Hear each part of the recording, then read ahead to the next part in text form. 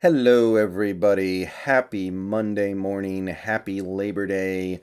We made it to the start of another week, and this is the final week before Seahawks football is officially upon us with real meaningful games. So, we got more Seahawks stuff to talk about, but this video is not going to be a breaking news video. This is not going to be the typical Seahawks video. We're not doing analysis of this player versus that player. We're not doing any predictions. We're not doing any sort of roster churn video.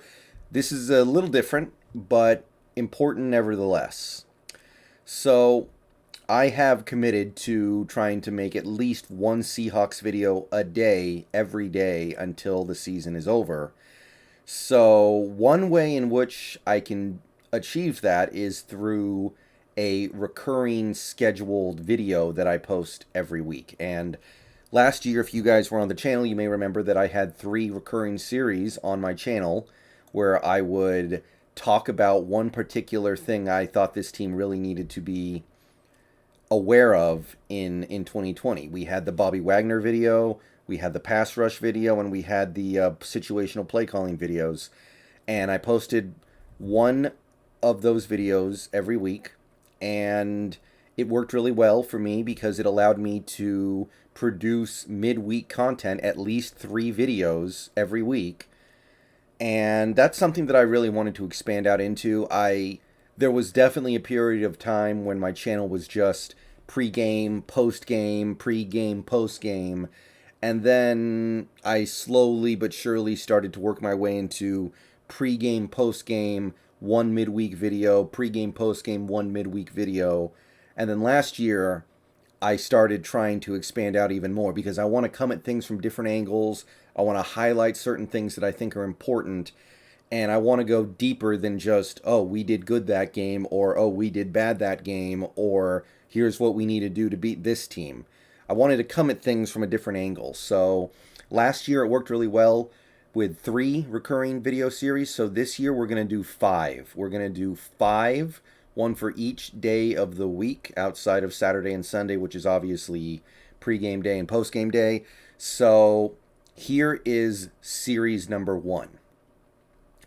On Mondays, after every Seahawks game, obviously there's going to be some moving around of videos on the days where the Seahawks play on Monday or Thursday, but generally speaking, Monday's going to be about the snap count. The NFL season is long and taxing. For almost every player in the NFL, going through a 60-minute game and playing however many snaps a starter typically plays in an NFL game is like getting hit by a car every single week for 4 or 5 months. So one of the challenges as a team is not only to win games, but to win games without putting too much on your best players.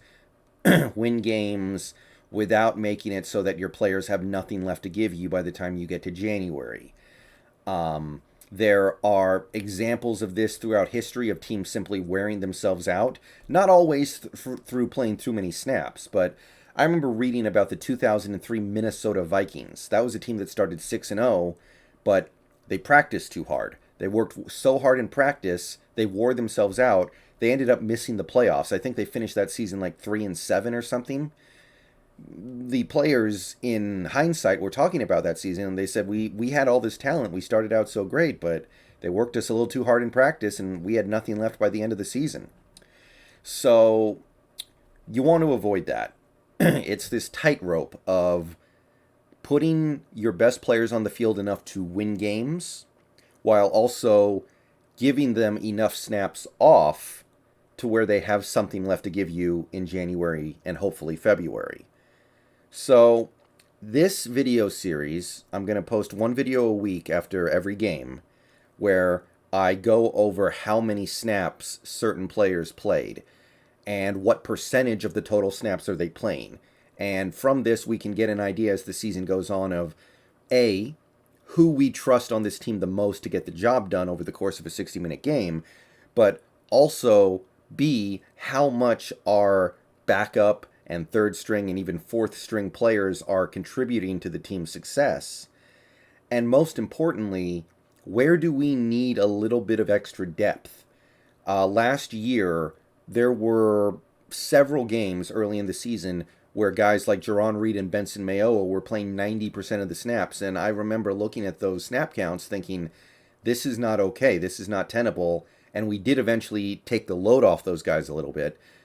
So this video series is going to be designed to keep an eye out for things like that. So I've got this spreadsheet here. We're going to keep track of everyone's snap count by game. And remember, this is a 17-game season. So that thing I said about not wearing out your players goes extra for this season because you have one more game. And that one more game could be 60 to 70 extra snaps on these guys' bodies. And we have some old players. I think we are actually one of the older teams in the league. So going to be very important to conserve the bodies of some of these players. And I have running backs listed here. That is obviously a position where you're going to see a bunch of different players get involved. Carson, he's clearly our best running back. But especially with his injury history, if we get into January and he's got 400 touches and 50 to 60 snaps a game under his belt, well, one, it'll be a miracle that he made it that far without getting hurt. But two, it might mean he doesn't have a whole heck of a lot left for the playoff push because Chris Carson's a veteran now. So you got to mix in some Rashad Penny. You got to mix in some Alex Collins, especially with how good he looked in that last preseason game. Got to find a way to get DJ Dallas and Travis Homer in there. And I threw in some practice squad guys for good measure because I think these guys are probably going to get a little bit of action at some point this year. So we got Johnson as well. Now, wide receiver is a little different, excuse me, because you have a clear hierarchy. You do. Whoever your number one receiver is going to be playing 95% or more of your offensive snaps. DK Metcalf should be on the field for 95% of the snaps. Lockett should not be very far behind if they both stay healthy. However, I am interested to see what, if anything, we can get in terms of snaps from Dwayne Eskridge because he's a rookie who missed a lot of the offseason. And I also want to see how much we think Freddie Swain can help. And once Penny Hart gets called up, because I'm assuming he will get called up at some point, how much do we trust him to be part of this offense? Because while Metcalf and Lockett are going to play a massive percentage of the snaps, I want to see if we think that guys like Freddie Swain, Penny Hart, and maybe eventually Cade Johnson can lighten the load a little bit on those guys, or at the very least find certain packages where they get on the field. And I also did tight end.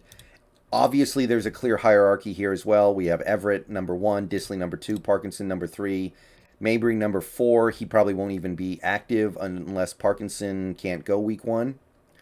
But what I do want to see is how much we're using our other tight ends. Like, how much is Parkinson getting on the field? Because he clearly has a skill set that could be good. But are we seeing that skill set translate to this new offense? And do we think we have a way for him to be utilized? I still want to keep track of that stuff, even though I know that Everett's going to be out there on a large majority of snaps. Snap counts are... let me go ahead and enlarge this a little bit for y'all, because I like to make things user-friendly around here. But, yeah, snap counts are probably more important on your defense, actually, because outside of safety, you expect to utilize some kind of rotation at basically every position.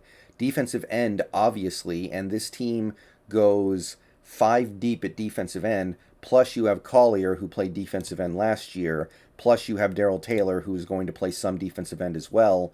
So there should be a great opportunity here to make it so that no one player on this defensive end list plays more than 65 to 70% of the snaps. Possibly even a little less than that.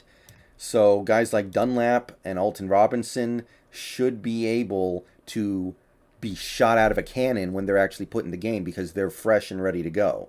There should not be any games where Dunlap's out there for 55 to 60 snaps And we need him out there on that final drive when we're trying to preserve a small lead, and he's got nothing left because he spent it all in the first 3 quarters. That should not be happening. Mayoa, I'm interested to see if he gets on the field at all because the defensive end rotation is so thick. And of course, Rasheem Green. We know Kerry Hyder is going to get on the field a lot because he's the starting 5-tech in all likelihood. But where does Rasheem Green fit in all this? Obviously, defensive tackle is interesting for the rotation. I want to see how many snaps Collier gets. If Kemdichi gets called up, I want to see if he can get any action. Al Woods is old, and he didn't play football last year, so you definitely want to find ways to ease him in and not play him too many snaps a game. If you could hold it to like 35, I think that would be really good. So definitely interested to see how the snap balance is here. Linebacker, I mean, Bobby Wagner basically plays every snap that this defense plays, right? We know that. But we know he's getting older, and maybe it's in our best interest to let Cody Barton play a few snaps a game. I want to see how much Jordan Brooks is out there. Should be a really high percentage this year. Taylor's kind of odd because he's also a defensive end, but I want to see how many snaps he plays for sure, for very obvious reasons. How much can we get Barton out on the field after his really good preseason? There's still some interesting stuff to see here, even though we know that Wagner and Brooks are going to take almost all the snaps. And then you have cornerback, and this might have more to do with matchups and who is in favor at any particular time. We know that DJ Reed is likely going to be one of the starters, but the other starting spot currently belongs to Trey Flowers. It can really go to anybody as this season goes on. So we're going to get some ability to kind of track which cornerbacks are playing a lot as the season goes on, and we'll also get to see how often we're lining up in nickel with Blair and Amadi tracked here as well. So that is series number 1 on this channel. We're going to keep track of snap counts throughout the year, and we're going to see how we do at keeping a balanced roster. You could argue that we could also keep track of snaps for offensive linemen, but that would mostly just be to keep track of who's getting injured. Last year, we kind of had a rotation at left guard because Mike Upati could only play 20 snaps at a time before something in his body broke. But I don't think that's going to be as necessary this year. We have 5 offensive linemen on this team who should be good to go pretty much every snap unless something drastic happens. And if something drastic happens, of course, we'll talk about it, but it'll be in a very different context. I don't think we're going to have a rotation on the offensive line. So these are the positions that I think are actually really valuable to look at for these purposes. You want your best running back to have treads on his tires when you get to January. You want to see some of your third string and even fourth string receivers making some kind of splash as the season goes on. You really want to see your defensive line find ways to rotate in and out effectively. And I think it's really going to be interesting to see which cornerback ends up proving himself as being worthy of that second starting spot on the outside.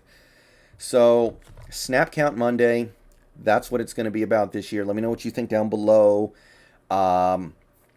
Should be very interesting to see because this team is supposed to be deep this year at certain positions. Especially these ones. We're supposed to be deep on the line. We're supposed to be deep at linebacker. I mean, if you count Nick Bellore as being a credible linebacker, we're supposed to be deep there. In a not so great way, we're kind of deep at corner in that we have a bunch of guys who might be okay, but we don't know and we don't have a lot of confidence in them. So if we have depth, we should be able to utilize that depth to lighten the load on our studs. Can we do it? Stay tuned. See you guys later today. Peace out. Go Hawks. Snap Count Monday is on.